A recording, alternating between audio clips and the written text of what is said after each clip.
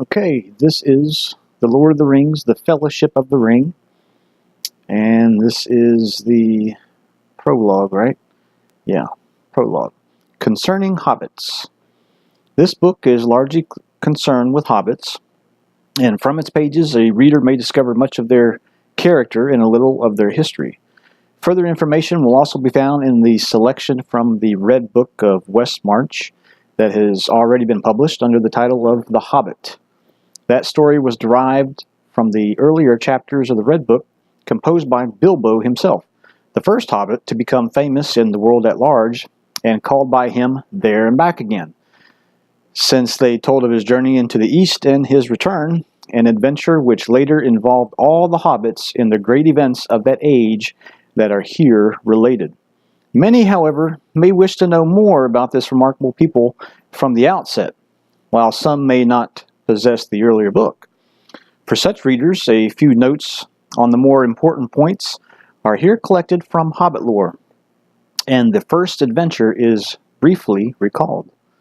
Hobbits are an unobtrusive but very ancient people, more numerous formerly than they are today, for they love peace and quiet and good-tilled earth. A well-ordered and well-farmed countryside was their favorite haunt. They do not and did not understand or like machines more complicated than a forge bellows, a watermill, or a hand loom, though they were skillful with tools. Even in ancient days they were, as a rule, shy of the big folk, as they call us, and now they avoid us with dismay and are becoming hard to find. They are quick of hearing and sharp-eyed, and though they are inclined to be fat and do not hurry unnecessarily, they are nonetheless nimble and deft in their movements.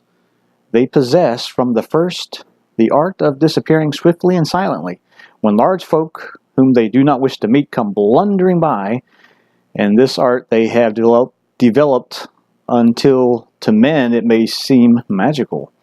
But hobbits have never in fact studied magic of any kind, and their elusiveness is due solely to a professional skill that heredity and practice and a close fellowship with the earth have rendered imitable by bigger and clumsier races.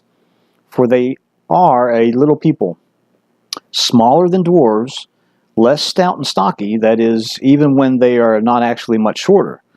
Their height is variable, ranging between 2 and 4 feet of our measure. They seldom now reach 3 feet, but they have dwindled, they say, and in ancient days they were taller. According to the Red Book, Bandobras took Bull-roarer, son of Isumbrus the Third, was 4'5" and able to ride a horse. He was surpassed in all Hobbit records only by 2 famous characters of old, but that curious matter is dealt with in this book. As for the hobbits of the Shire, with whom these tales are concerned, in the days of their peace and prosperity they were a merry folk. They dressed in bright colors, being notably fond of yellow and green, but they seldom wore shoes, since their feet had tough leathery soles and were clad in a thick curling hair, much like the hair of their heads, which was commonly brown. Thus the only craft little practiced among them was shoemaking, but they had long and skillful fingers and could make many other useful and comely things. Their faces were, as a rule, good-natured rather than beautiful, broad, bright-eyed, red-cheeked, with mouths apt to laughter and to eating and drinking. And laugh they did, and eat and drink often and heartily, being fond of simple jests at all times, and of 6 meals a day, when they could get them. They were hospitable, and delighted in parties and in presents, which they gave away freely, and eagerly accepted. It is plain indeed that in spite of later estrangement, hobbits are relatives of ours, far nearer to us than elves, or even than dwarves.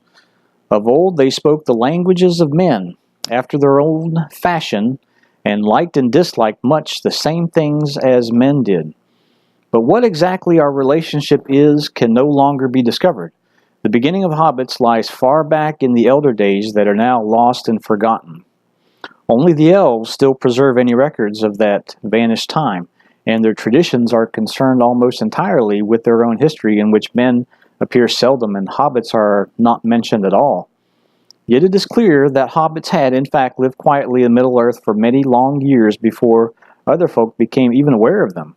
And the world being, after all, full of strange creatures beyond count, these little people seemed of very little importance. But in the days of Bilbo and of Frodo his heir, they suddenly became, by no wish of their own, both important and renowned, and troubled the councils of the wise and the great.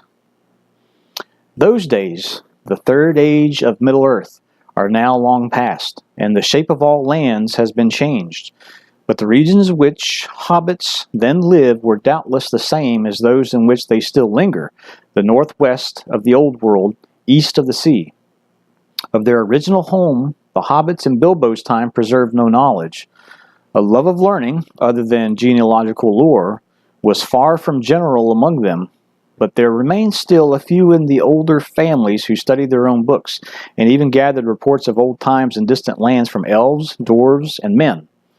Their own records began only after the settlement of the Shire, and their most ancient legends hardly looked further back than their wandering days. It is clear, nonetheless, from these legends and from the evidence of their peculiar words and customs, that like many other folk, hobbits had, in the distant past, moved westward. Their earliest tale seems to glimpse a time when they dwelt in the upper vales of Anduin, between the eaves of Greenwood the Great and the Misty Mountains. Why they later undertook the hard and perilous crossing of the mountains into Eredor is no longer certain. Their own accounts speak of the multiplying of men in the land and of shadows of a shadow that fell on the forest, so that it became darkened, and its new name was Mirkwood. Before the crossing of the mountains, the hobbits had already become divided into three somewhat different breeds: Harfoots, Stoors, and Fallowhides. The Harfoots were browner of skin, smaller and shorter, and they were beardless and bootless. Their hands and feet were neat and nimble, and they preferred highlands and hillsides. The Stoors were broader, heavier in build, their feet and hands were larger, and they preferred flatlands and riversides. The Fallowhides were fairer of skin and also of hair, and they were taller and slimmer than the others. They were lovers of trees and of woodlands. The Harfoots had much to do with dwarves in ancient times and long lived in the foothills of the mountains. They moved westward early and roamed over Eredor as far as Weathertop, while the others were still in Wilderland. They were the most normal and representative variety of hobbit, and far the most numerous. They were the most inclined to settle in one place and longest preserved their ancestral habit of living in tunnels and holes. The Stoors lingered long by the banks of the great river Anduin, and were less shy of men. They came west after the Harfoots, and followed the course of the Loud Water southwards, and there many of them long dwelt between Tharbad and the borders of Duneland before they moved north again. The Fallowhides, the least numerous, were a northerly branch. They were more friendly with elves than the other hobbits were, and had more skill in language and song than in handicrafts, and of old they preferred hunting to tilling. They crossed the mountains north of Rivendell, and came down the river Horwell. In Eredor they soon mingled with the other kinds that had preceded them, but being somewhat bolder and more adventurous, they were often found as leaders or chieftains among clans of Harfoots or Stoors. Even in Bilbo's time, the strong Fallowhidish strain could still be noted among the greater families, such as the Tooks and the Masters of Buckland. In the westlands of Eredor, between the Misty Mountains and the mountains of Lune, the hobbits found both men and elves. Indeed, a remnant still dwelt there of the Dunedain, the kings of men that came over the sea out of Westerness. But they were dwindling fast, and the lands of their north kingdom were falling far and wide into waste. There was room and to spare for incomers, and ere long the hobbits began to settle in ordered communities. Most of their earlier settlements had long disappeared and been forgotten in Bilbo's time, but one of the first to become important still endured, though reduced in size. This was at Bree, and in the Chetwood that lay round about, some 40 miles east of the Shire. It was in these early days, doubtless, that the hobbits learned their letters and began to write after the manner of the Dunedain, who had in their long term before learned the art from the elves. And in those days also they forgot whatever languages they had used before, and spoke ever after the common speech, the Western as it was named, that was current through all the lands of the kings from Arnor to Gondor, and about all the coast of the sea from Belfalas to Lune.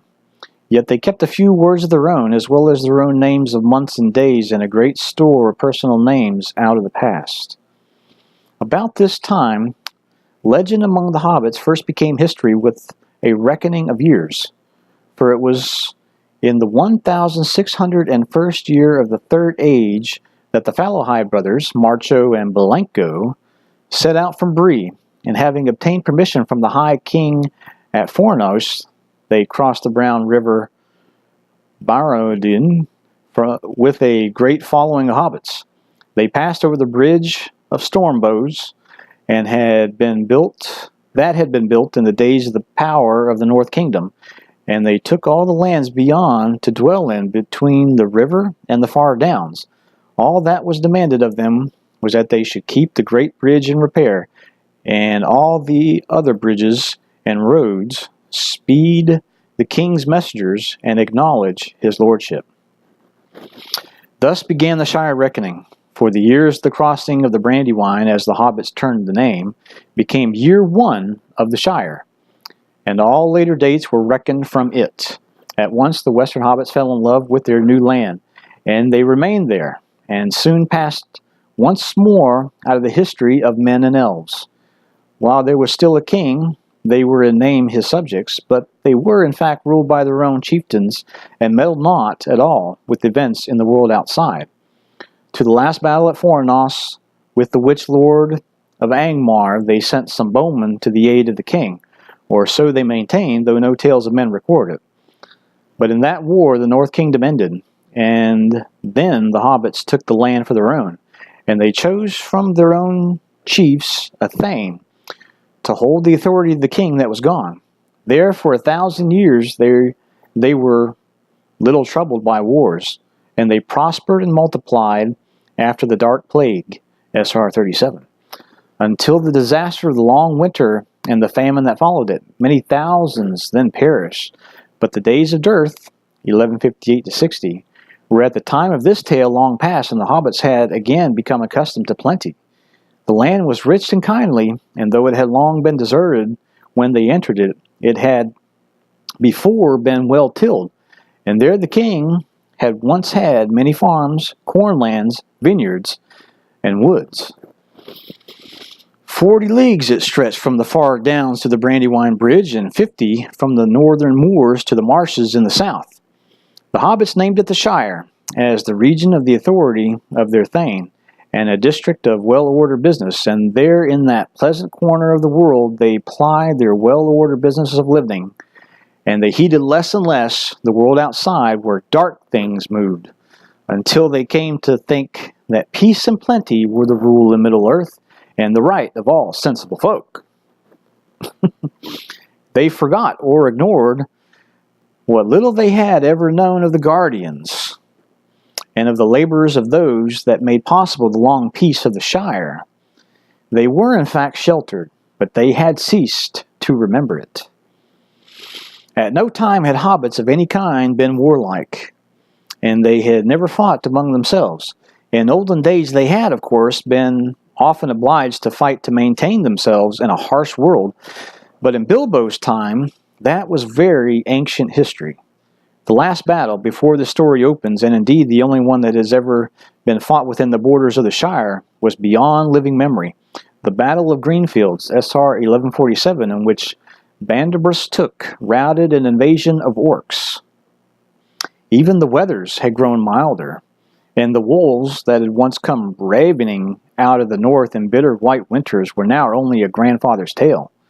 So, though there were still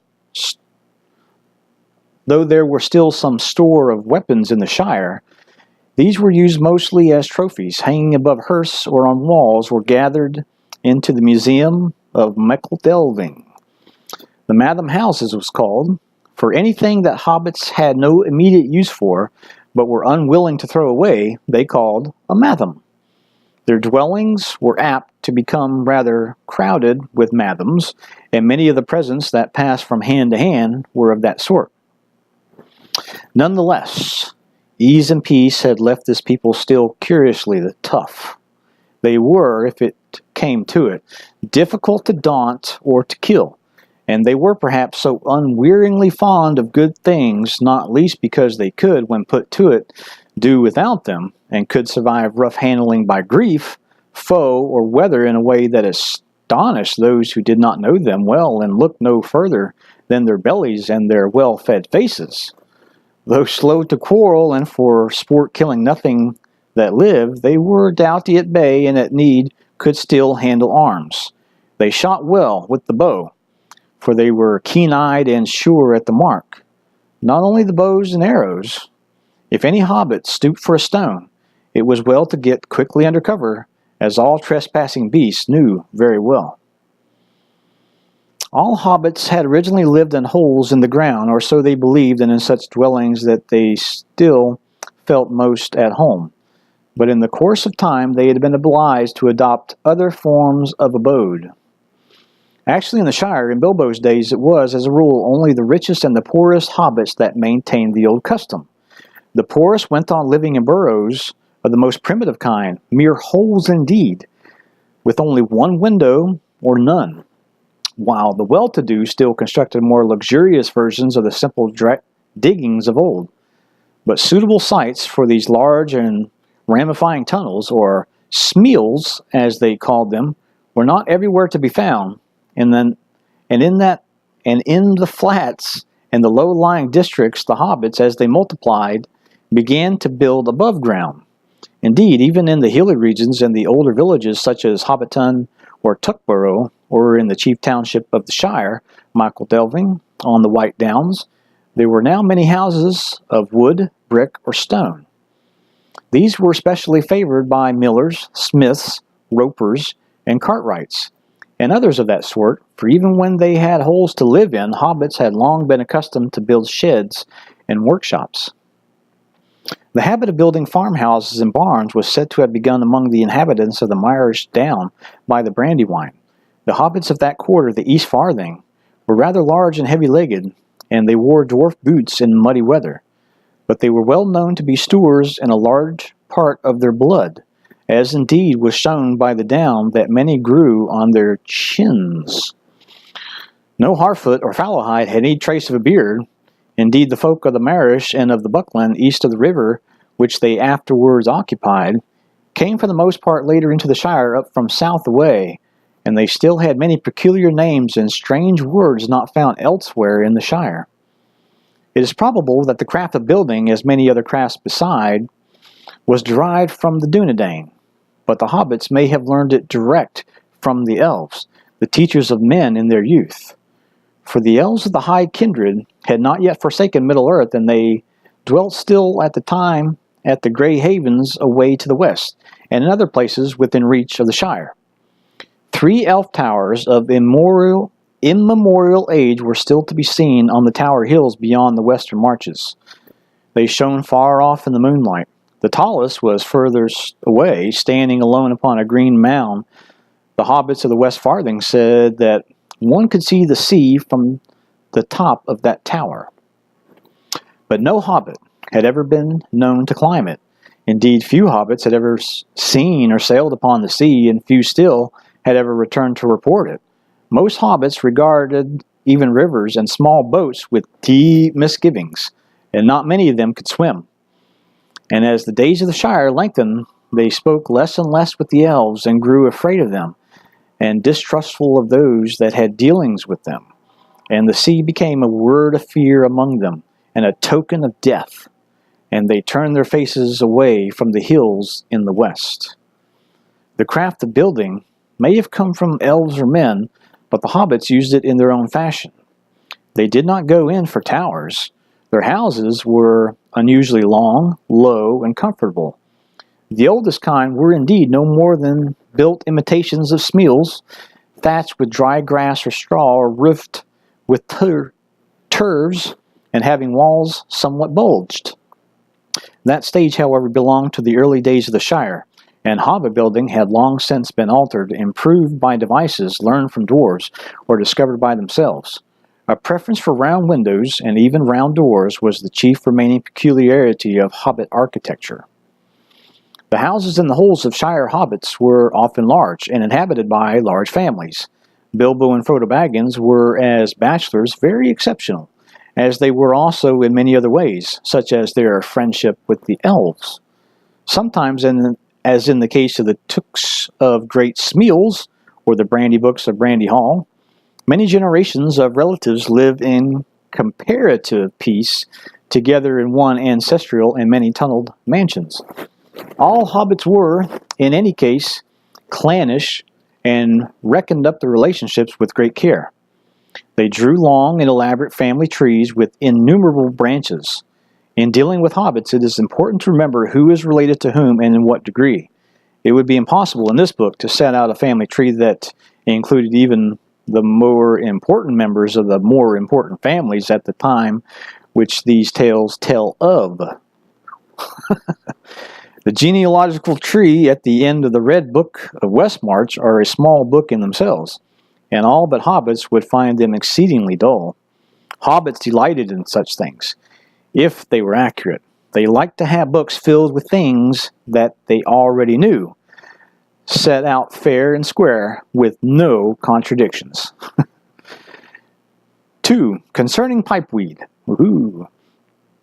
There is another astonishing thing about hobbits of old that must be mentioned, an astonishing habit. They imbibed or inhaled, through pipes of clay or wood, the smoke of burning leaves of a herb, which they called pipeweed or leaf, a variety probably of nicotiana.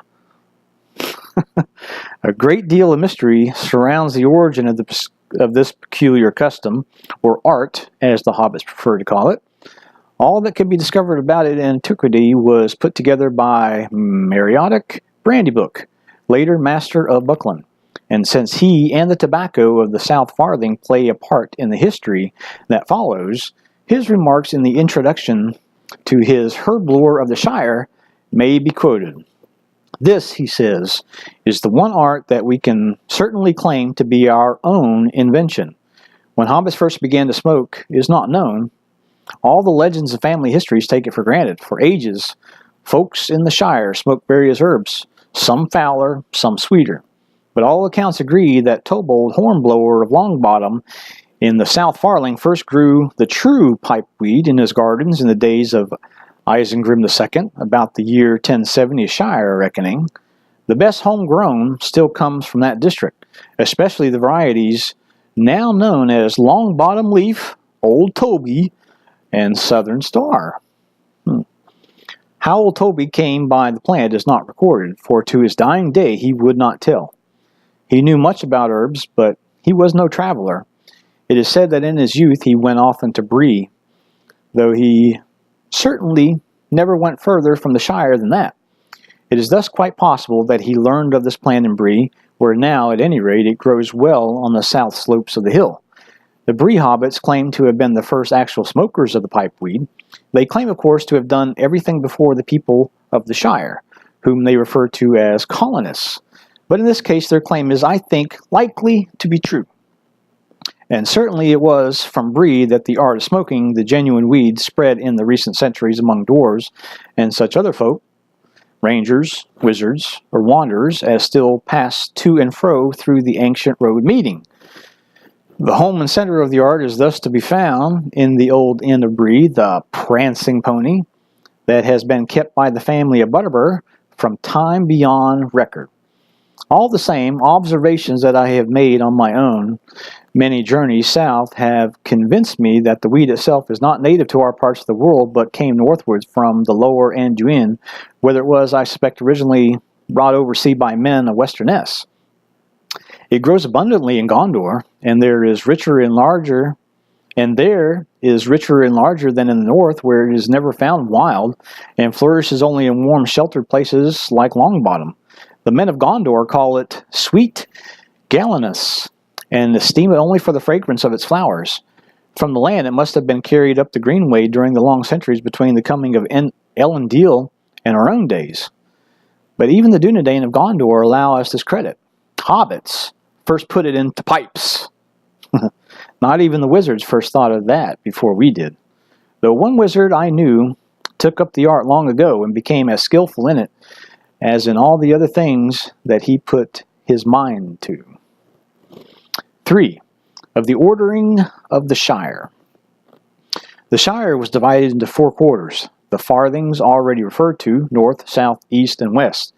And these again each into a number of folklands, which still bore the names of some of the old leading families, although by the time of this history these names were no longer found only in their proper folklands. Nearly all Took still lived in the Tookland, but that was not true of many other families such as the Bagginses or the Boffins. Outside the farthings were the east and west marches, the Buckland, and the west march added to the Shire in SR 452. SR, Shire Reckoning, okay. The Shire at this time had hardly any government. Families, for the most part, managed their own affairs. Growing food and eating it occupied most of their time. In other matters, they were, as a rule, generous and not greedy, but contented and moderate, so that estates, farms, workshops, and small trades tended to remain unchanged for generations. There remained, of course, the ancient tradition concerning the High King at Fornos, or Norbury as they called it, away north of the Shire. But there had been no king for nearly 1,000 years, and even the ruins of King's Norbury were covered with grass. Yet the hobbits still said of wild folk and wicked things, such as trolls, that they had not heard of the king. For they attributed to the king of old all their essential laws, and usually they kept the laws of free will, because they were the rules, as they said, both ancient and just. It is true that the Took family had long been preeminent, for the office of Thane had passed to them from the old Bucks some centuries before, and the chief Took had worn that title ever since. The Thane was the master of the Shire Moot, and captain of the Shire muster and the hobbitry in arms, but as muster and moot were only held in times of emergency, which no longer occurred, the thainship had ceased to be more than a nominal dignity. The Took family was still, indeed, accorded a special respect, for it remained both numerous and exceedingly wealthy, and was liable to produce in every generation strong characters of peculiar habits and even adventurous temperament. The latter qualities, however, were now rather tolerated in the rich than generally approved. The custom endured nonetheless of referring to the head of the family as the Took, and of adding to his name, if required, a number, such as Isengrim II, for instance. The only real official in the Shire at this date was the mayor of Michael Delving, or of the Shire, who was elected every 7 years at the free fair on the White Downs at the Lythe, that is, at midsummer. As mayor, almost his only duty was to preside at banquets given on the Shire holidays, which occurred at frequent intervals. But the offices of postmaster and the first sheriff were often attached to the mayoralty,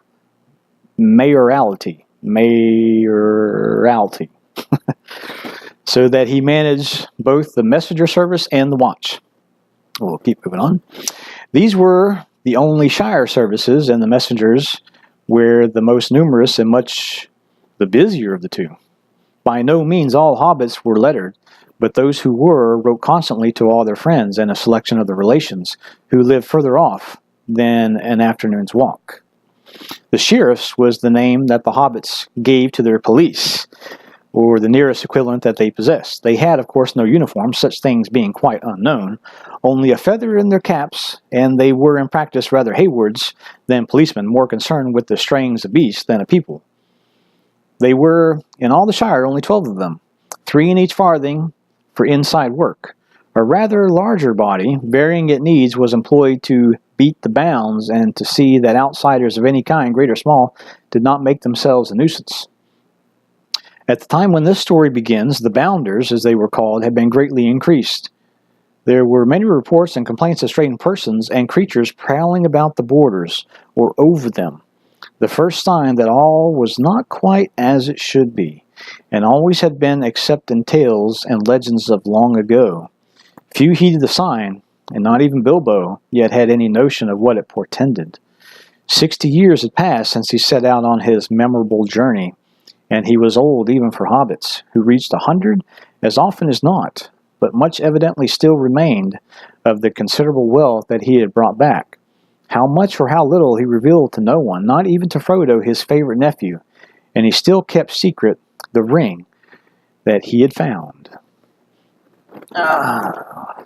Starting to get good. Okay, 4. Of the finding of the ring. As is told in The Hobbit, there came one day to Bilbo's door the great wizard, Gandalf the Grey, and 13 dwarves with him, none other indeed than Thorin Oakenshield, descended of the kings, and his 12 companions in exile. With them he set out, to his own lasting astonishment, on a morning of April, it being then the year 1341 Shire reckoning, on a quest of great treasure, the dwarf hordes of the kings under the mountain, beneath Erebor and Dale, far off in the east. The quest was successful, and the dragon that guarded the horde was destroyed.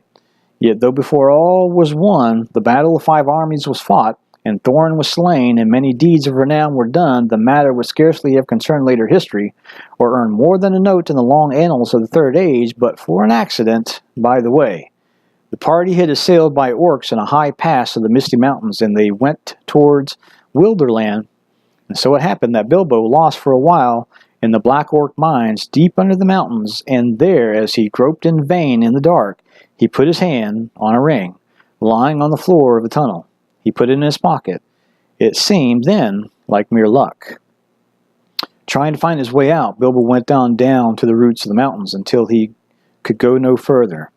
At the bottom of the tunnel lay a cold lake far from the light, and on the island of rock in the water lived Gollum. He was a loathsome little creature. He paddled a small boat with his large flat feet, peering with pale luminous eyes, and catching blind fish with his long fingers, and eating them raw. He ate any living thing, even orc, if he could catch it and strangle it without a struggle.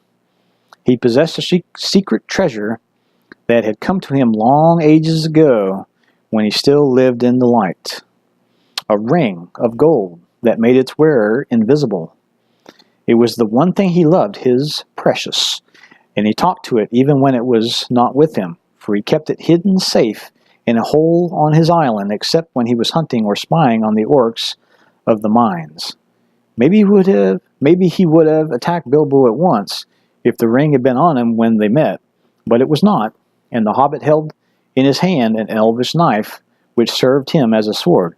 So to gain time, Gollum challenged Bilbo to the riddle game, saying that if he asked a riddle which Bilbo could not guess, that he would kill him and eat him.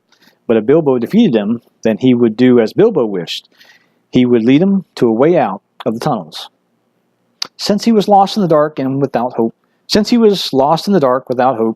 and could neither go on nor back, Bilbo accepted the challenge, and they asked one another many riddles. In the end, Bilbo won the game, more by luck, as it seemed, than by wits, for he was stumped at last for a riddle to ask, and cried out as his hand came upon the ring he had picked up and forgotten, "What have I got in my pocket?" This Gollum failed to answer, though he demanded 3 guesses. The authorities, it is true, differ whether this last question was a mere question and not a riddle, according to the strict rules of the game, but all agree that after accepting it and trying to guess the answer, Gollum was bound by his promise, and Bilbo pressed him to keep his word, for the thought came to him that this slimy creature might prove false, even though such promises were held sacred, and of old all but the wickedest things feared to break them. But after ages alone in the dark, Gollum's heart was black, and treachery was in it. He slipped away, and returned to his island, of which Bilbo knew nothing, not far off in the dark water. There, he thought, lay his ring. He was hungry now, and angry, and once his precious was with him, he would not fear any weapon at all. But the ring was not on the island. He had lost it. It was gone. His screech sent a shiver down Bilbo's back, though he did not yet understand what had happened. But Gollum had at last leaped to a guess, too late. "What has it got in his pocketses?" he cried. The light in his eyes was like a green flame as he sped back to murder the hobbit and recover his precious. Just in time, Bilbo saw his peril, and he fled blindly up the passage, away from the water, and once more he was saved by his luck. For as he ran, he put his hand in his pocket, and the ring slipped quietly onto his finger. So it was that Gollum passed him without seeing him, and went to guard the way out, lest the thief should escape. Warily Bilbo followed him as he went along, cursing and talking to himself about his precious, from which talk at last even Bilbo guessed the truth, and hope came to him in the darkness. He himself had found the marvelous ring and a chance of escape from the orcs and from Gollum. At length they came to halt before an unseen opening that led to the lower gates of the mines on the eastward side of the mountains. There Gollum crouched at bay, smelling and listening, and Bilbo was tempted to slay him with a sword, but pity stayed him. And though he kept the ring in which his only hope lay, he would not use it to help him kill the wretched creature at a disadvantage. In the end, gathering his courage, he leaped over Gollum in the dark and fled away down the passage, pursued by his enemies' cries of hate and despair. "Thief! Thief! Baggins! We hates it forever!" Now, it is a curious fact that this is not the story as Bilbo first told it to his companions. To them, his account was that Gollum had promised to give him a present if he won the game. But when Gollum went to fetch it from his island, he found the treasure was gone, a magic ring which had been given to him long ago on his birthday. Bilbo guessed that this was the very ring that he had found, and as he had won the game, it was already his by right. But being in a tight place, he said nothing about it, and made Gollum show him the way out as a reward instead of a present. This account Bilbo set down in his memoirs, and he seemed never to have altered it himself, not even after the Council of Elrond. Evidently it still appeared in the original Red Book, as it did in several of the copies and abstracts. But many copies contain the true account as an alternative, derived no doubt from notes by Frodo or Samwise, both of whom learned the truth, though they seem to have been unwilling to delete anything actually written by the old hobbit himself. Gandalf, however, disbelieved Bilbo's first story as soon as he heard it, and he continued to be very curious about the ring. Eventually he got the true tale out of Bilbo after much questioning, which for a while strained their friendship, but the wizard seemed to think the truth important. Though he did not say so to Bilbo, he also thought it important and disturbing to find that the good hobbit had not told the truth from the first, quite contrary to his habit. The idea of a present was not mere hobbit-like invention, all the same. It was suggested to Bilbo, as he confessed, by Gollum's talk that he overheard. For Gollum did in fact call the ring his birthday present many times. That also Gandalf thought strange and suspicious, but he did not discover the truth in this point for many more years, as will be seen in this book. Of Bilbo's later adventures, little more needs to be said here. With the help of the ring, he escaped from the orc guards at the gate and rejoined his companions. He used the ring many times on his quest, chiefly for the help of his friends, but he kept it secret from them as long as he could. After his return to his home, he never spoke of it again to anyone, save Gandalf and Frodo, and no one else in the Shire knew of its existence, or so he believed. Only to Frodo did he show the account of his journey that he was writing. His sword, Sting, Bilbo hung over his fireplace, and his coat of marvelous mail, the gift of the dwarves from the Dragon Hoard, he lent to a museum, to the Michael Delving Madam House, in fact.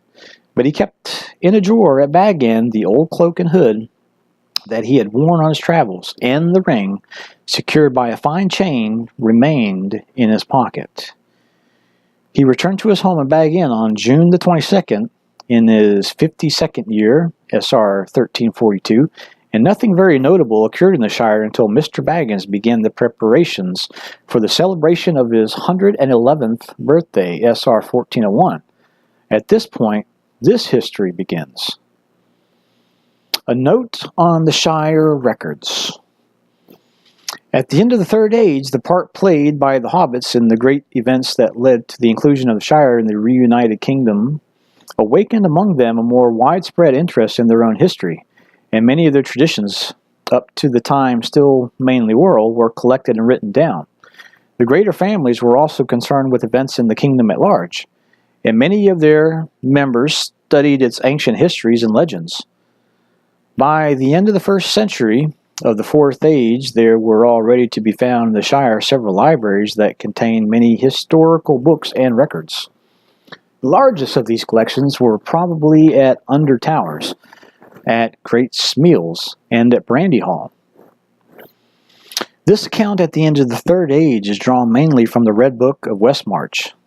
That most important source for the history of the War of the Ring was so called because it was long preserved in Under Towers, the home of the Fairbairns, wardens of the Westmarch.